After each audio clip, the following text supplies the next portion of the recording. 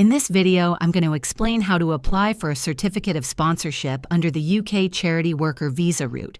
If you're planning to work in the UK as a volunteer for a registered charity, the first step is for your UK sponsor, the charity, to issue you a certificate of sponsorship. You cannot apply for this yourself. The charity must be a licensed sponsor and registered with the Home Office.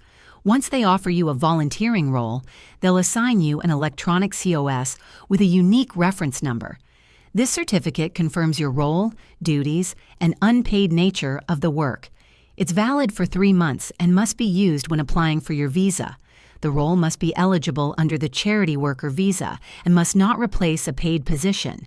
Once you have your COS, you can complete your online visa application and schedule your biometrics appointment. If this video helped you, please like and subscribe to the channel for more UK visa guidance and sponsorship tips.